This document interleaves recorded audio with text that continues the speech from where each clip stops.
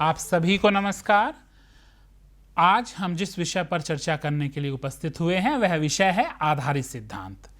पिछले चर्चा में हमने ये जानने का प्रयास किया था कि आधारित सिद्धांत क्या है तथा किस प्रकार से हम आधारित सिद्धांत के प्रमुख संप्रत्यों के आधार पर उसे अन्य अनुसंधान की विधियों से अलग पाते हैं। इस सत्र में हम ये जानने का प्रयास करेंगे कि हम किस प्रकार से आधारित सिद्धांत के आधार पर किसी अनुसंधान की योजना बनाते हैं और किस प्रकार से उस योजना को कार्यान्वित करते हैं।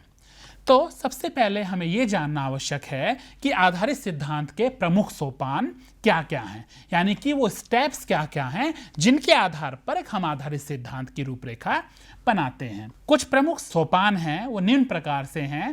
पहला यह है कि यह निर्धारित करना कि चयनित सोच समस्या हेतु आधारित सिद्धांत ही उपयोगी है।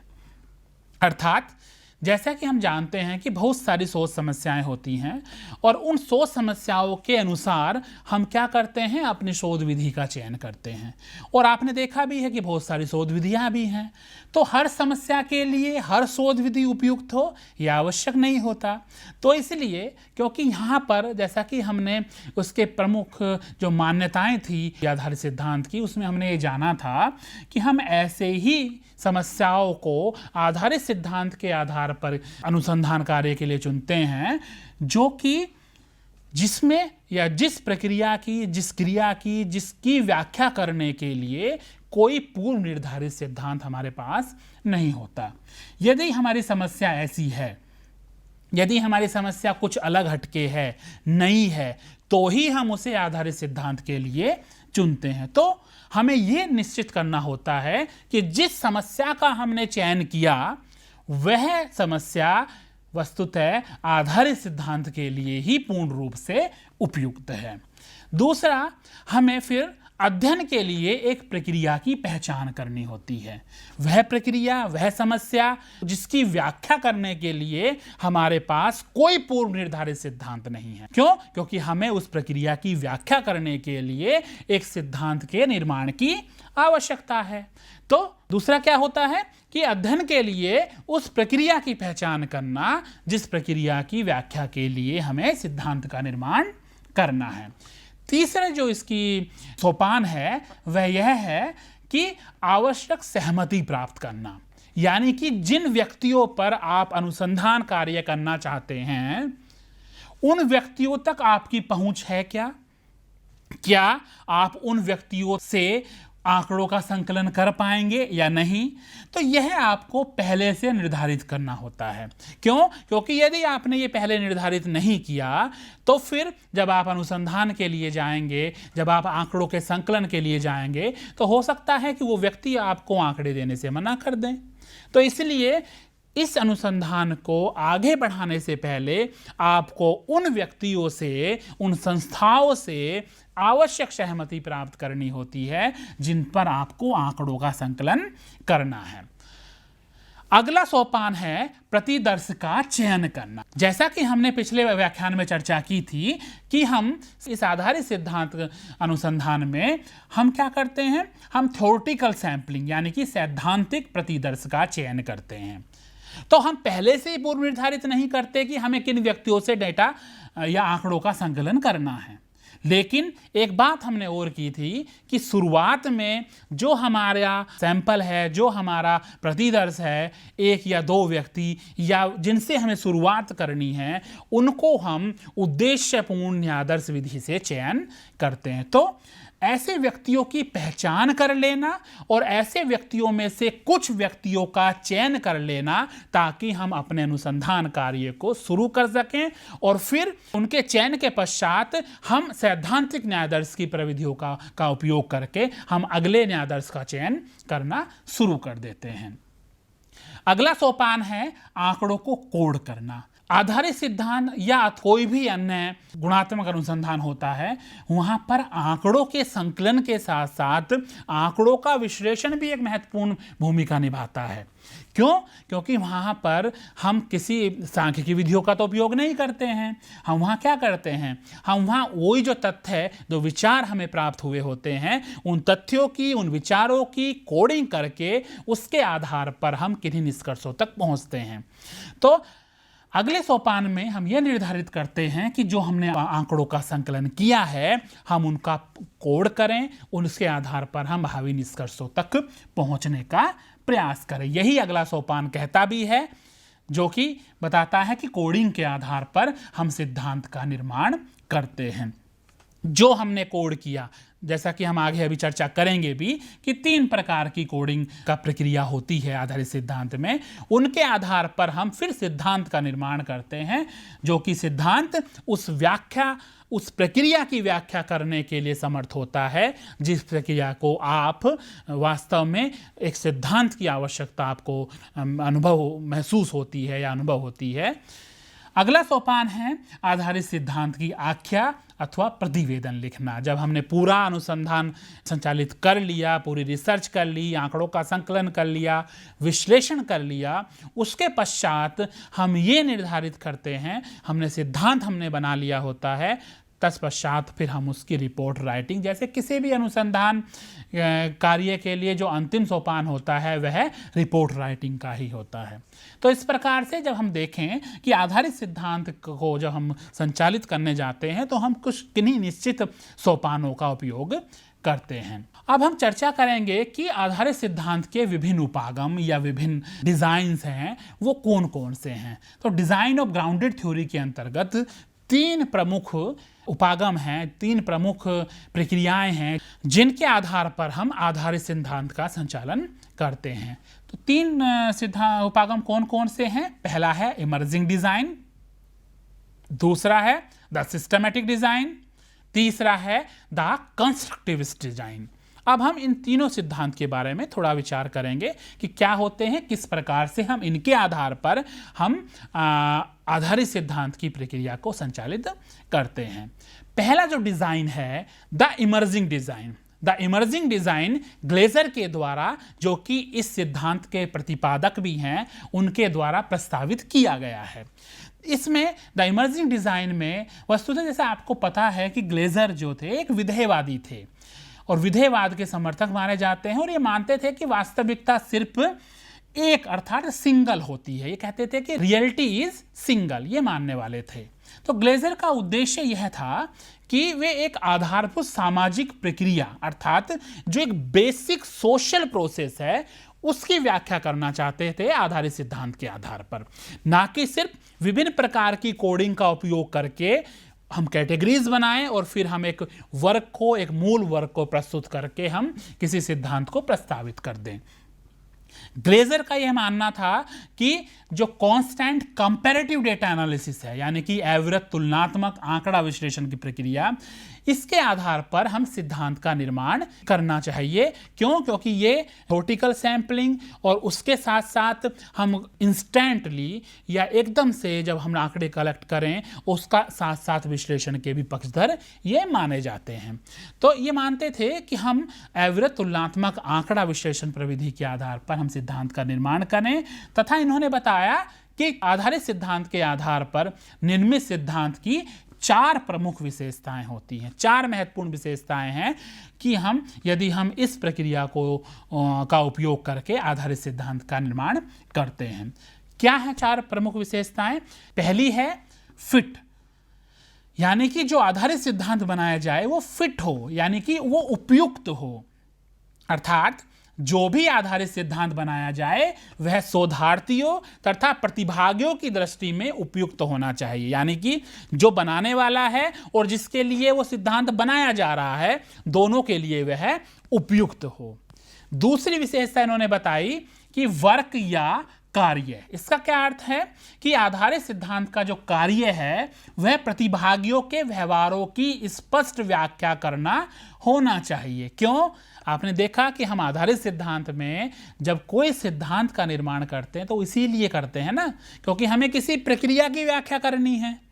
तो जो सिद्धांत बनाया जाए वह सिद्धांत प्रतिभागियों के व्यवहारों की स्पष्ट व्याख्या करने वाला होना चाहिए।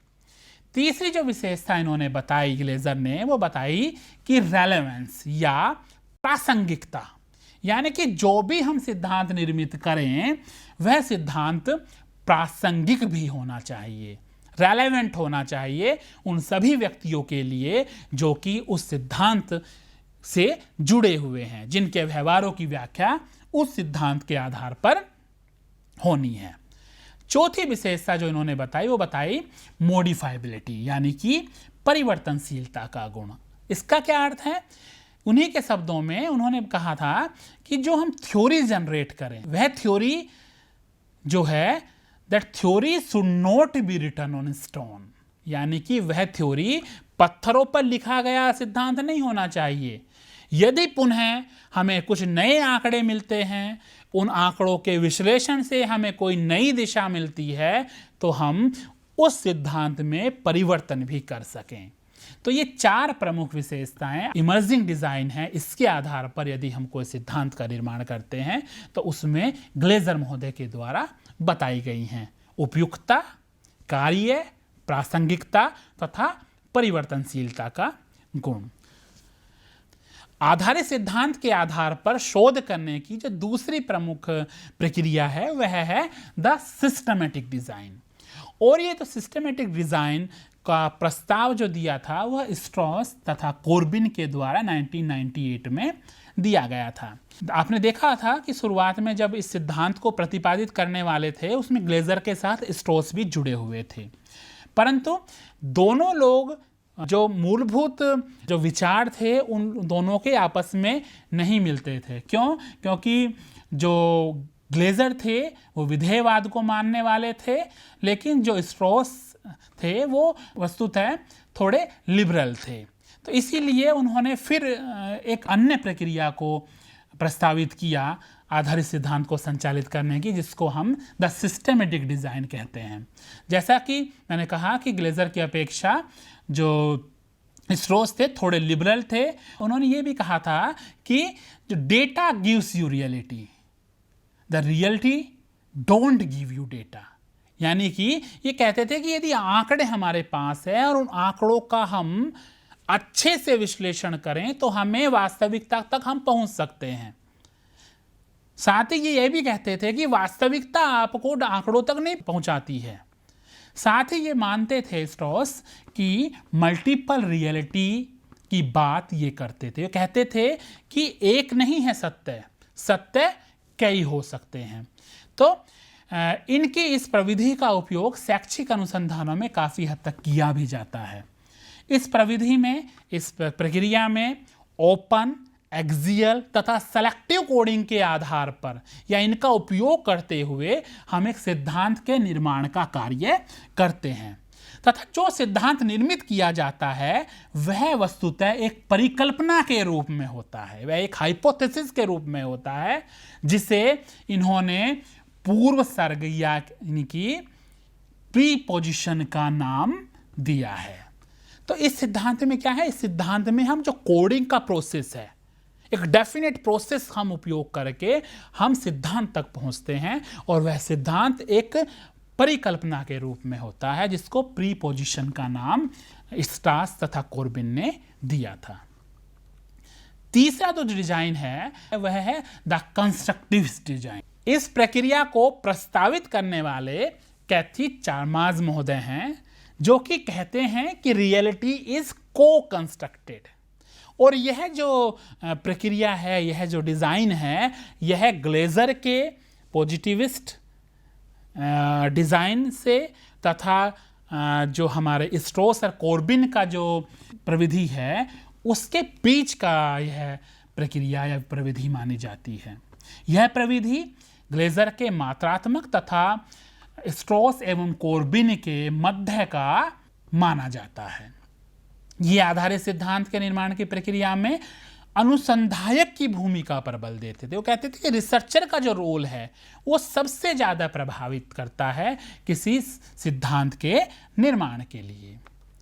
साथ ही ये बात करते थे कि ये विचारों, मूल्यों, विश्वासों, अवधारणाओं तथा व्यक्ति की विचारधाराओं के आधार पर ही हमें किसी सिद्धांत को प्रस्तावित करना चाहिए।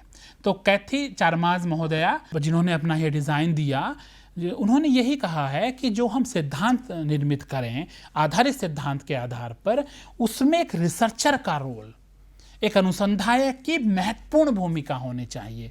साथ ही प्रतिभागियों के विचारों, मूल्यों, विश्वासों तथा अवधारणाओं को भी इसमें हम एक केंद्रीय स्थान पर रखना चाहिए। तो इस प्रकार से हमने देखा कि 3 प्रमुख डिज़ाइन हैं जिनके आधार पर हम किसी आधारित सिद्धांत की संकल्पना बना सकते हैं।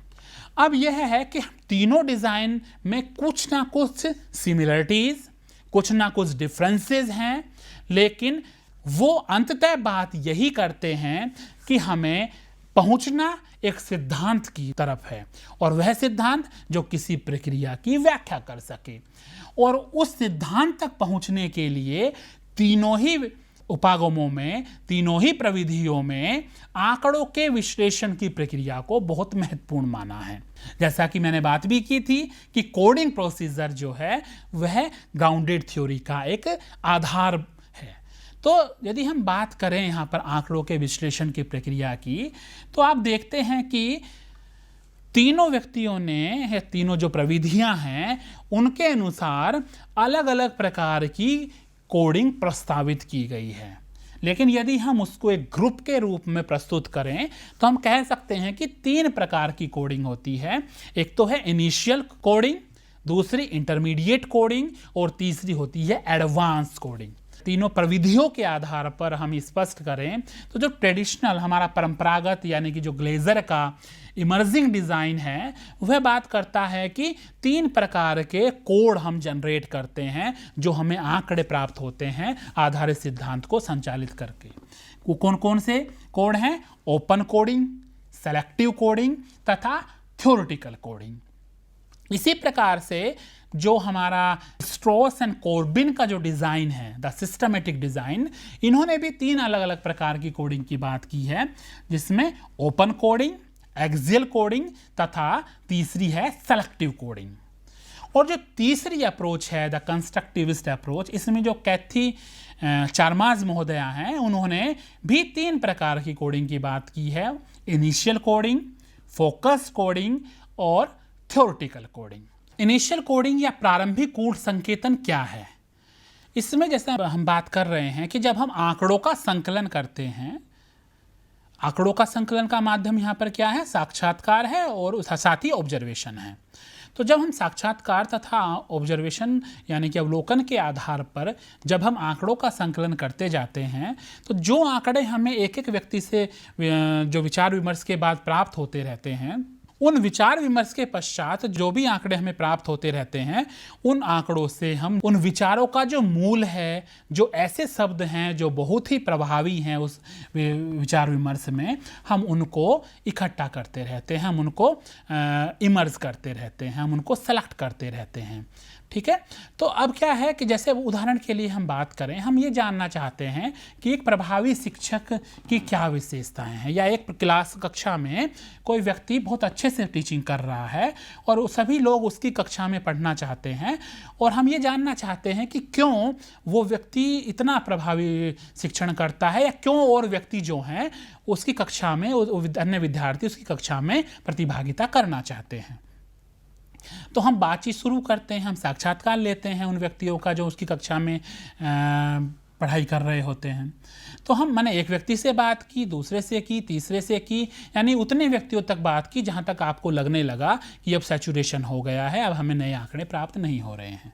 तो जो हमने पहले व्यक्ति से बात की तो उसकी बातों में ये बात निकल के सामने आई कि जो अमुक शिक्षक है वह बहुत ही अनुशासन प्रिय है और बहुत ही अच्छा संप्रेषण करता है। दूसरे व्यक्ति से बात की तो हमें पता चला कि उसके विषय की जो ज्ञान है वो बहुत ही प्रभावी है, साथ ही वह बहुत अच्छे से कंसेप्ट को हमारे सामने प्रस्तुत कर देता है। तीसरे व्यक्ति से बात की तो उन्हें कहा कि वो समय के बहुत पाबंद हैं, साथ ही उदाहरण देने का जो तरीका है वह बहुत ही प्रभावी है। तो इन बातों से हमें ये पता चलता है कि कुछ ऐसी प्रमुख चीज़ें हैं, ऐसी बातें हैं जो कि उस साक्षात्कार या उस अवलोकन से प्राप्त आंकड़ों के केंद्र में होती हैं।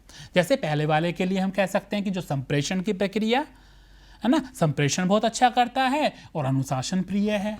तो ऐसी चीज़ों को जो कि आपको लगता है कि उस बातचीत का मूल है, हम क्या करते हैं, उनको कैटेगरीज के रूप में, ओपन कोड के रूप में हम लिखना शुरू कर देते हैं। यानी कि उन्हीं के आधार पर हम आगे अपने अनुसंधान को आगे बढ़ाते हैं, अपने अनुसंधान की रूपरेखा निर्मित करते हैं।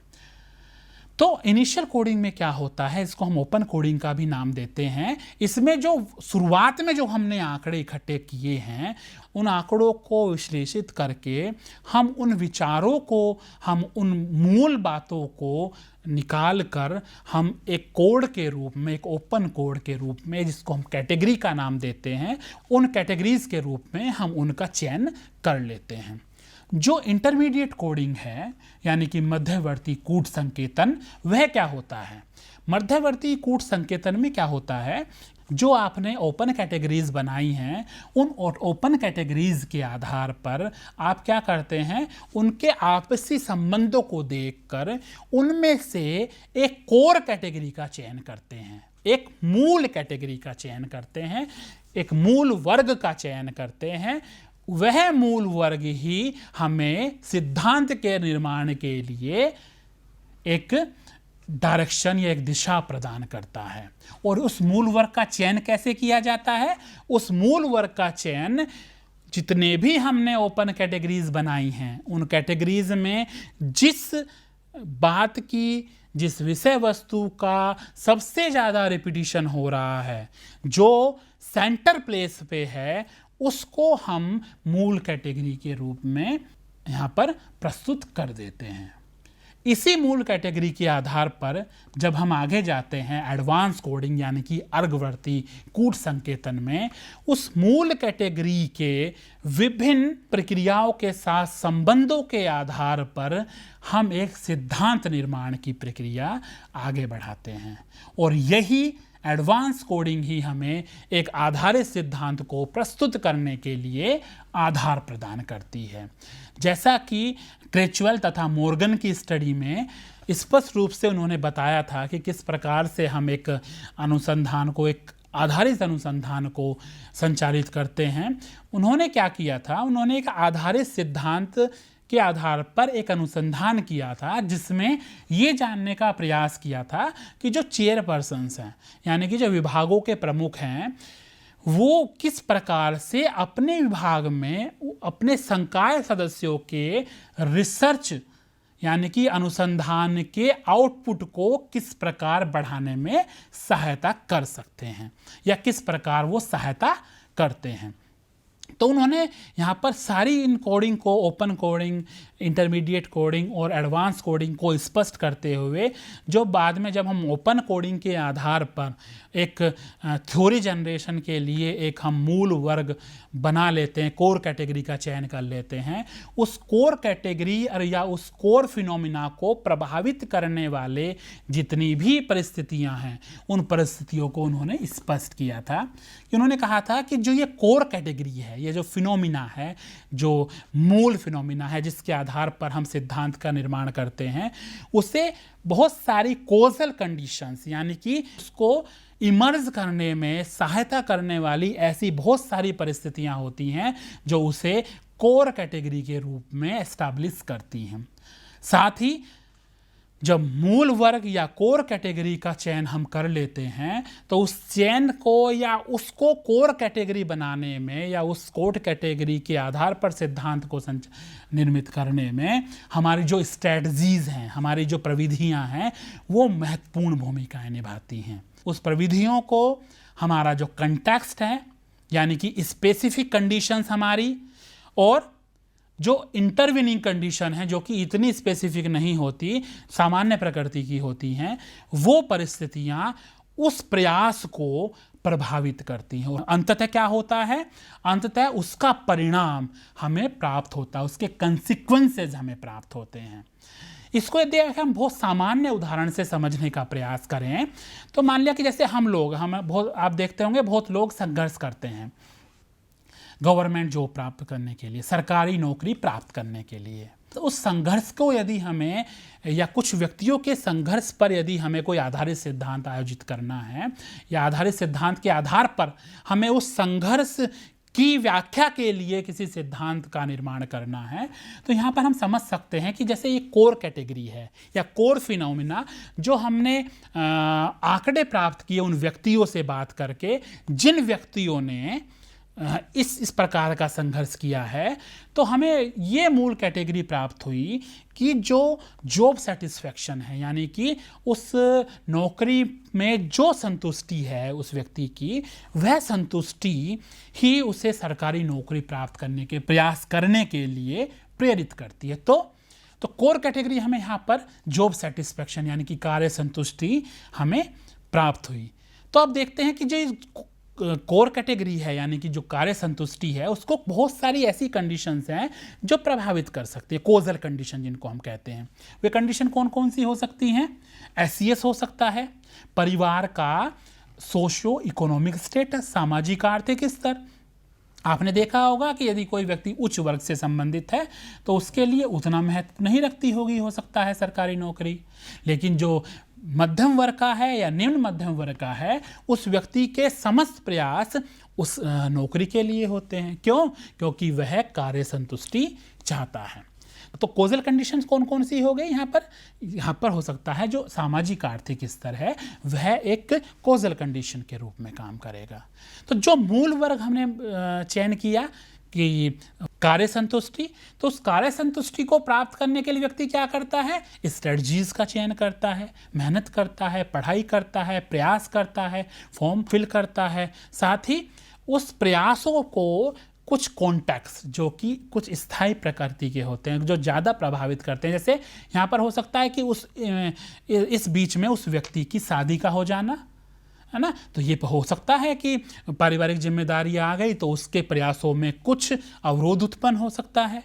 तो उस कॉन्टेक्स्ट जो कि स्थायी प्रकृति के होते हैं। और कुछ इंटरविनिंग कंडीशंस जैसे कि पैसा ना होना, या ऐसी परिस्थितियां आ जाना, बीमार हो जाना, या वो कोई भी ऐसी परिस्थिति जो कि उन प्रयासों को प्रभावित करती है। और अंततः कंसिक्वेंसेज यानी कि परिणाम क्या वो प्राप्त हुए, जो प्रयास किए गए थे उनके अनुसार क्या परिणाम प्राप्त हुए, यानी कि यहाँ इस कंडीशन में, इस परिस्थिति में क्या सरकारी नौकरी प्राप्त हुई उन व्यक्तियों को। तो उन अनुभवों को, उस प्रक्रिया की व्याख्या करने के लिए यदि हम आधारित सिद्धांत को आयोजित करते हैं तो इस प्रकार से हम ओपन कोडिंग, जहां हम क्या करते हैं, जहां हम जो इनिशियल हमारा जो आधारभूत आंकड़े हैं उनके आधार पर हम कुछ कोड्स, कुछ ओपन कैटेगरीज को जनरेट करते हैं। इस प्रकार से हम देखते हैं कि जब हम आधारित सिद्धांत के आधार पर कोई अनुसंधान करते हैं तो उसमें तीनों प्रकार की जो कैटेगरीज हैं, ओपन कैटेगरी जहां हम क्या करते हैं, जहां पर हम सिद्धांत को निर्माण करने के लिए जो हमारा आंकड़े हैं, जो हमें आंकड़े प्राप्त हो रहे हैं, उन आंकड़ों का विश्लेषण करके हम ओपन कैटेगरीज को जनरेट करते हैं। दूसरा सोपान जिसमें हम एक्सियल कोडिंग के माध्यम से उन समस्त ओपन कैटेगरीज के आधार पर एक हम मूल कैटेगरी का निर्माण करते हैं। और तीसरे चरण में उस मूल कैटेगरी के आधार पर हम causal conditions, strategies, context, intervening conditions तथा कंसिक्वेंसेस के आधार पर हम एक सिद्धांत का निर्माण करते हैं। तो इस प्रकार से आज हमने ये जानने का प्रयास किया कि हम यदि आधारित सिद्धांत के आधार पर किसी समस्या का चयन करके उस पर हम अनुसंधान कार्य करना चाहते हैं तो हम देखते हैं कि हम विभिन्न उपागमों के आधार पर, जैसे कि जो कि ग्लेजर की अप्रोच है, इमर्जिंग डिज़ाइन, या स्ट्रॉस एंड कॉर्बिन की जो अप्रोच है द सिस्टमेटिक डिज़ाइन, कैथी चार्माज की जो अप्रोच है कंस्ट्रक्टिव डिज़ाइन, या इन तीनों का मिला जुला रूप लेकर हम किसी आधारित सिद्धांत का निर्माण कर सकते हैं। उस प्रक्रिया की व्याख्या करने के लिए, जिस प्रक्रिया की व्याख्या के लिए कोई सिद्धांत हमारे पास मौजूद नहीं है। आज के लिए इतना ही। आप सभी को पुनः एक बार नमस्कार।